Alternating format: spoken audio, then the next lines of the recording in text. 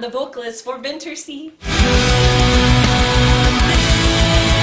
Yeah, so Jeromy and I, we've been playing music together since high school. About 2007, we got together and started playing with a garage band called Staller.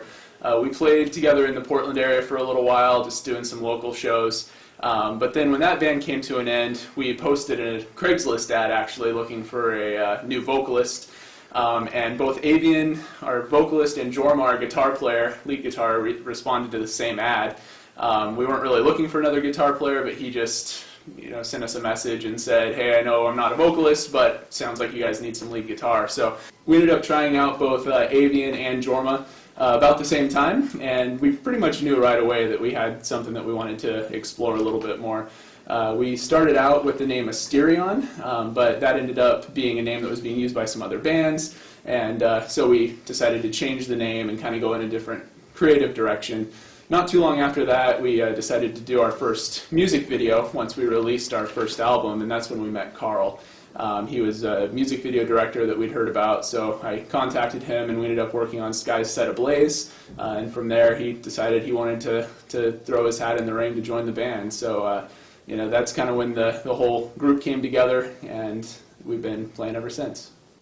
How it all began. So as far as metal music, it began when I was 7 and I was jumping up and down to Linkin Park's Crawling. I think that was one of the first few kind of like more hard rock metal bands that I've listened to, and it just went from there. Once I listened to it, that was the vibe I was going for.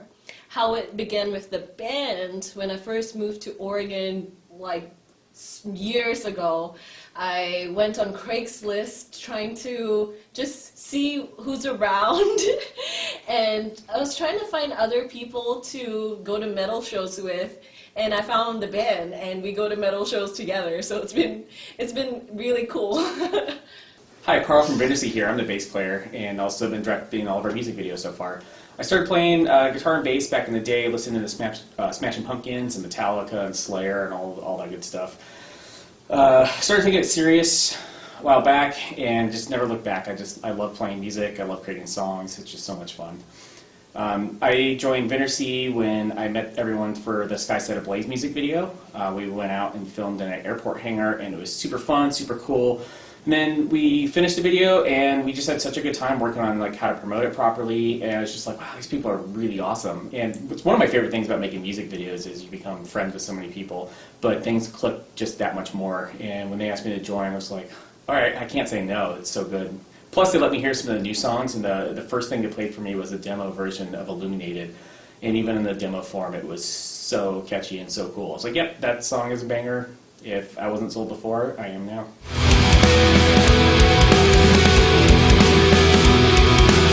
The appeal of progressive metal and extreme metal is that there are no rules. You can do whatever you want to do according to whatever feeling you want to project out there.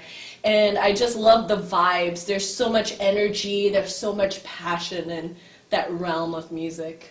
Extreme metal for me was always the ultimate form of artistic expression. Prog, there's a lot of bands in there that just really push boundaries like crazy musically. My favorite prog bands are the ones that kind of sneak it in where you don't realize it. It's just a really good song and it's 10 minutes, and next thing you know, you're like, I want more. Oh my god, that 10 minutes just passed and I totally lost track of time. I love progressive metal because it allows you to do really whatever the hell you want. It kind of encourages you to challenge yourself. Challenge your bandmates. You can go from 0 to 60 in a second, and your listeners almost expect it. It's a pretty shoddy, unprofessional job. You like that? Is that recording? It is. Good. What's the appeal of extreme metal for you? I'm really attracted to the dark kind of sound, the dissonance. This is what I like about extreme music, is that it flirts around with a lot of the darker elements of existence, and then as a musician to turn those feelings or emotions into music is the challenge, and I find that to be extremely gratifying.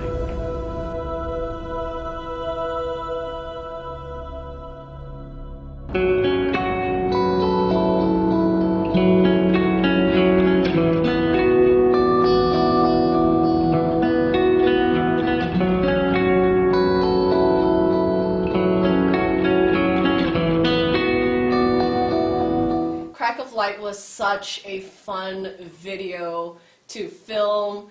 If you haven't watched it, you really need to watch it. It's one of the songs in the album where I think there's just such an apex of energy, and we really wanted to have a lot of different vibes as far as more acoustic elements meshed in with the more like modern progressive metal sound, and I think we really melded those two elements together. And like progressive metal, there's no rules, so we just kind of did whatever we wanted with the song and really tried to make it sound like a journey and really take the listener on that journey with the track. So it's a fun one with a great video, so watch it. Oh, the composition of Crackle Light, that was interesting. It actually was 2 songs. Riley had a part and I had a part. And both of us were kind of like, well, I want to use this one. I was like, well, I really want to use this one. And we're just kind of like butting heads trying to make it work.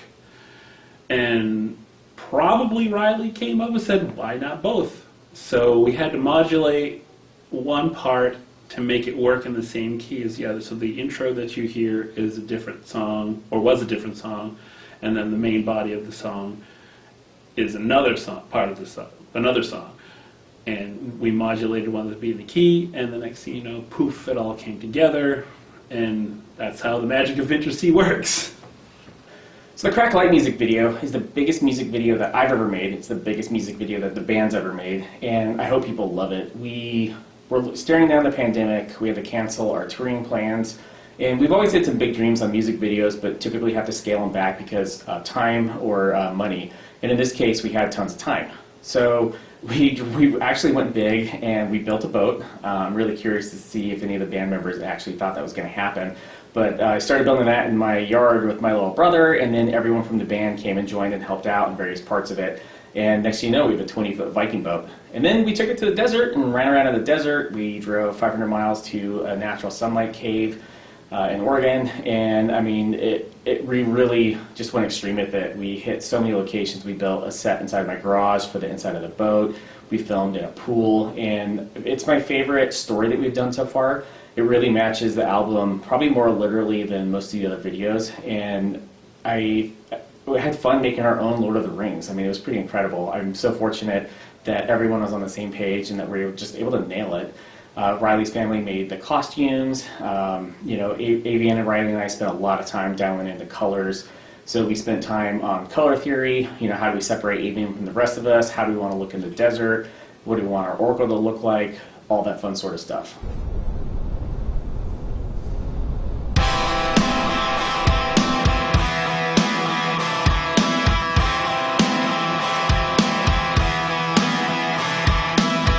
So what takes the most time to compose in a song really depends on the song. So with some songs, the music comes together really, really fast. We might come up with all the riffs and the drum parts all in one band practice, which is always a really fun day. And then the vocals might take some time to really come together. Other times the vocals might all get written before we even come up with music to put to it. So it really does depend.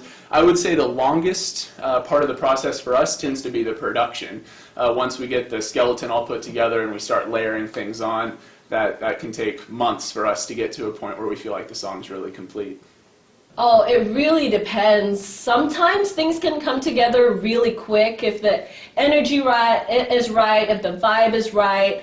Each element could take no time. But sometimes when we get together, we start playing the music, we start to chisel away and just try to make things better. I think as far as what takes the most time usually, it's the music, because there's just so much composition involved. And there's just so many things you can really just try to tweak and change here and there before we have the final product that you hear in our albums.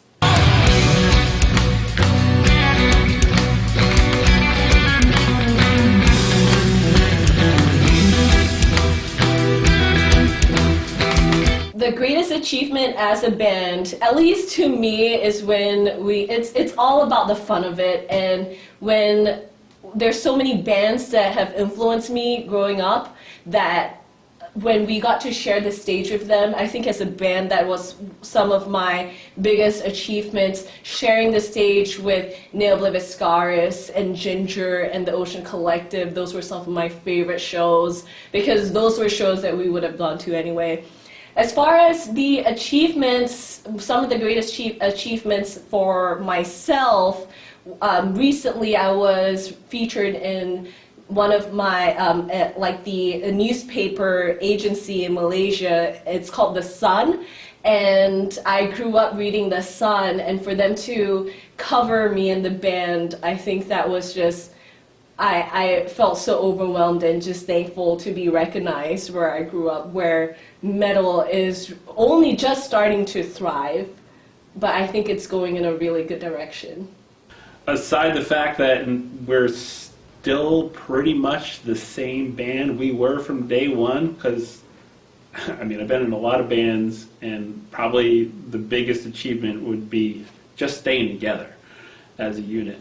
We have such different personalities, and like when everybody came together, we were at these different points in our lives and all going through all these crazy changes from these external environments.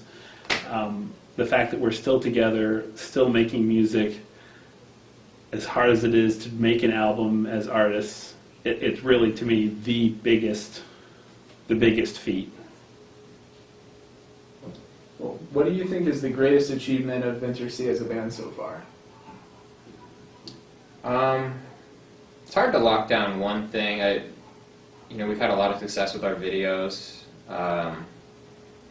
But I feel like I'm most proud of just kind of the fan base that we've gathered, as well as some of the great bands we got to play with live in Portland. I'm really looking forward to touring more and kind of seeing some of this, the fan base in person.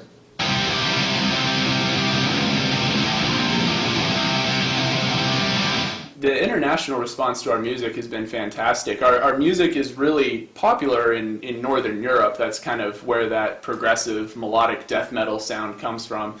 And so the fans in Europe have been very responsive to our music. We've also had great response from our South American fans and from Asia too, where Avienne's from. I think that they're able to see some representation in her, which is something new and exciting for them. So internationally, the response has been great, and we're very, very grateful for that. And locally, we have a great scene here, so we're hitting it out of the park on both sides. We have received a lot of local response as far as magazines featuring us. We're actually, at this time of recording, going to be releasing our live playthrough with Metal Injection. And that is something, another news agency for metal news that I grew up and discovered a lot of bands from. So that's been super exciting.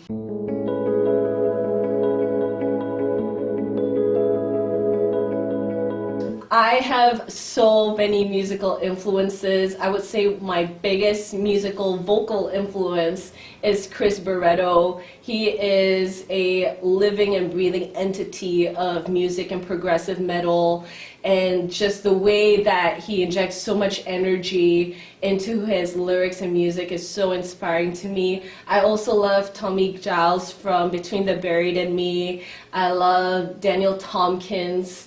A great vocalist. I could really go on and on, but as far as the top 3 names that comes to mind, those will always be the big ones for me. My biggest influences as a drummer. Danny Carey. Shit, Danny Carey is kind of. Listening to Tool is one of the first kind of drummers that really got. It was in high school. It was really interesting. I think my favorite drummers right now, kind of, if I'm looking at different styles, I think the ones that stand out in like kind of tech death, prog metal would be like Dan Breslin. If I'm just thinking prog, I love Gavin Harrison, and I'm going to screw up his name, but Bard from Leprous.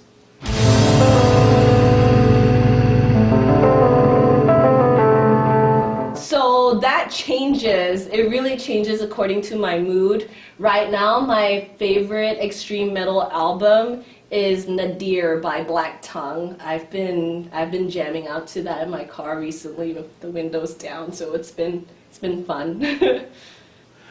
Probably for me, 2016, a band called Vocalist, and I might be saying it wrong, released The Dreaming Eye. For me, that was probably the most beautiful miasma that I've ever heard in my life. And I listen to that a lot. Anything by Dimmu Borgir is going to get high praise from me. I just find them very inspiring as musicians, as performers. And Septic Flesh, I can't remember the album,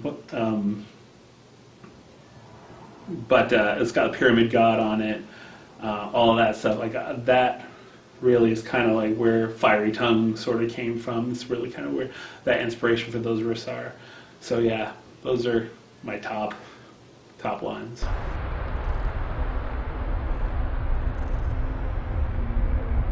When it comes to elitists in the metal scene, sometimes I do want to kick people if they're being too much of elitist. There's definitely a lot of it. The positive trend is I see a lot of that changing. There's a lot of people who are trying to get past that mentality. It's not a winner take all in this situation. When one of us does better, all of us do better. And so one of my approaches when I do music videos is I want my friends' bands to do good. So that's one of the reasons I got into this, is I want to elevate the Portland, Oregon scene. I want to put, Oregon and Washington on the map. And when we do good, everyone else does good. So we've got a couple bands signed, not necessarily directly for music videos, but that's definitely been a part of it. And I also think that, when you're starting to feel confident in what you do, you're less likely to take pot shots at other people. So the people who are being elitists, they suck. And, when you're good, you don't have to be an asshole. So if you suck, you're an asshole. Metal is just really starting to become a more widely accepted genre. I think more people are starting to be really open-minded to it, and as it gains more traction and more people, of course there's going to be elitists in metal. Elitists can continue being elitists. I'm not going to tell them what to do or what to think, but it's just going to hold someone back to have any sort of close-mindedness. So elitists can be elitists. If you're not, that's great. Just keep an open mind, and maybe you'll find things that you'll like. We have an absolutely extraordinary attitude in our culture. And so for side projects, I'm in a band called Ligature Marks. It's more on the American metal side of the fence, where I would call Vintersea a little bit more leaning towards the European side. Definitely a lot of metalcore influences, but also a lot of European too, with some of the harmonies and things like that. I grew up listening to In Flames and love what they do with harmonies. I also, it's not a side project, but it's a side gig, and it's making music videos. It's how I met Vintersea, and it's also one of the things that I found as a calling in life, where taking somebody's song and helping deliver awesome visuals on it. And I think that's really helped Vintersea be able to present another form of our art to viewers and listeners. And I think it's really amazing that we're all on the same page and are just able to rip through these things in a high quality fashion.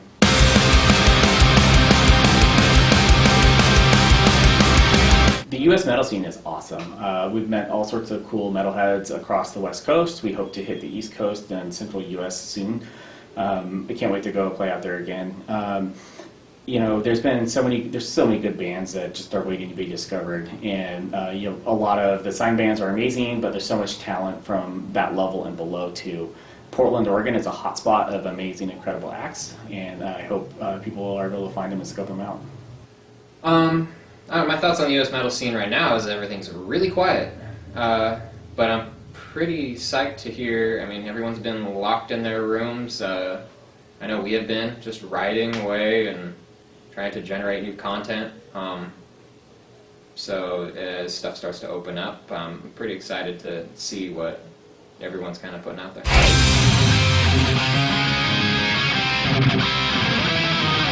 Watch the videos and keep on staying metal.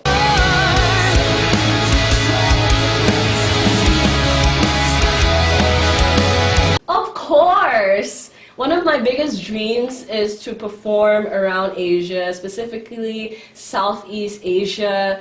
It's one of those things that I dream of one day doing. I know it will happen, it's all a matter of when. I would love to tour or play in Sri Lanka. We have not toured internationally yet. I toured a little bit internationally in another band, and I loved it. It's so much fun to meet people from different countries, experience a different culture, and headbang with everyone. I sure as heck would. That would be amazing. I like to watch a lot of food shows, being the chunkiest guy in the band. And there's some interesting cuisine I would like to try in Sri Lanka.